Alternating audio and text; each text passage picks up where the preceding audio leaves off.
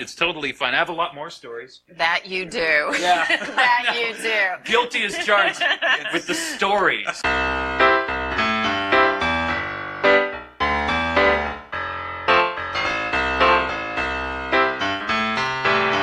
Hi there, everybody. Welcome once again to I've Got Something to Say. This is the podcast that A, I'm glad you're listening to, and B, features me telling stories from my life. This week's episode is called Hold the Onions. This is an interesting day. Something has happened that's captured the world, or at least the Western world's attention, and that is the Cathedral Notre Dame, I hope I'm saying that correctly, in Paris, caught fire. And people have gone crazy over this, and I get it. I mean, this is, like an 800-year-old cathedral, very significant and important to the Catholic Church, but even more so than that, just the fact that it's such an old building, and there's incredible artwork inside and stained glass, and people are mourning the loss of at least part of it. And at this point, I don't even know how much is salvageable. I know most of the roof was burned, and I've not heard in a while. But it got me to thinking about the perspective on time and permanence, and maybe the principle of impermanence. As I was talking with someone about it today, we were discussing, this is 800, almost 1,000 years old, and it's being destroyed, and that's horribly sad, because for those of us on the earth at this time, it's like it's been there forever, because it preceded all of us. But then if you look at it from a different perspective, through a different lens, 800 years in terms of the history of the earth is nothing. It's a blink of an eye. So I don't say that to diminish the significance of losing this incredible historic landmark and religious landmark to a lot of people.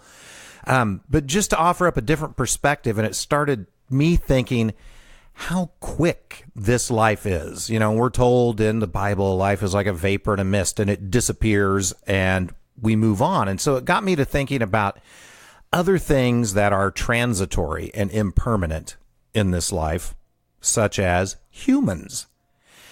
And as I was going down this rabbit hole of impermanence today, it dawned on me that one of my very best friends, Patrick Barnhard, died almost exactly 10 years ago now. He died in July of 2009. Here we are in April of 2019. And I can't believe it's been 10 years since that happened. And I'll never forget that night before he passed away. I was at home watching TV. It was probably about 10 o'clock. And I get this phone call, and I see that it's Pat calling me on what I'm sure was a giant brick phone at the time. And it'd been a long day, and I just sat down to watch TV, and I thought, well, I'll let it go to voicemail. I'll talk to Pat tomorrow. I just want to chill. So I sat there watching TV. He called. I listened to the voicemail. He's, hey, Chris, tomorrow me and my dad and Tom are going to go fishing at Blue Springs Lake. Come by if you want to join us. We're going to try and get the boat in the water about 6 o'clock. So, okay, cool. Well, if the day works out, then we'll go put the boat in the water. The next morning, I'm on my way to work. It's probably 10 after 7, something like that. And my phone rings, and I see it's Dwight Barnhard, Pat's dad. And I answer the phone, and Dwight gives me the devastating news that Patrick had died unexpectedly at 41 years old the night before.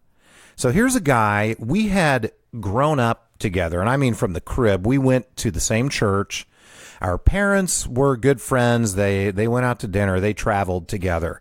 Pat and I went all through school together. In college, we were roommates through undergrad and graduate school together.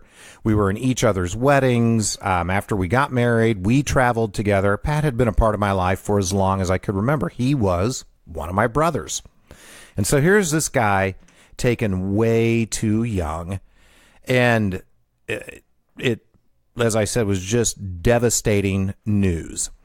But one of the things after he died that Dwight, Patrick's dad, said to me has stuck with me to this day. And he talked about how when Pat was a little boy and they would go to McDonald's, when Pat would order a hamburger, he didn't like the onions on it. And this was back in the day when special orders upset people. So you couldn't go up, at McDonald's and get a hamburger without onions because it was there, it was under the infrared lights.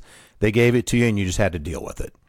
And so Dwight talked about how frustrated he was that he would, have to scrape Patrick's onions off of his hamburger for him. But after Pat's death, he's telling me, Chris, I look back on that and think, why did I waste all that time being frustrated about that? And what would I give right now to have one more opportunity to scrape onions off a hamburger for Patrick if he were here right now? And so I don't tell this story to be morbid, but to me it's very poignant. And it's a good reminder of the impermanence of life and the fact that we are not guaranteed or promised anything other than what we have in front of us right now. So when we choose to react with frustration or anger or emotions that are less than our best selves, we're really not honoring all that we only have, which is this moment. So just a little reminder to do your best to be here now, be in the moment, be with the people you love, and give them your best every opportunity you have because you don't know when it's going to be your last. Well, that does it for this rather morose episode of I've Got Something to Say. Thank you so much for tuning in. Tune in next time as well. Want to thank the good folks at KCTK Radio for making this podcast possible, and especially Paul. He does the recording, he does the producing.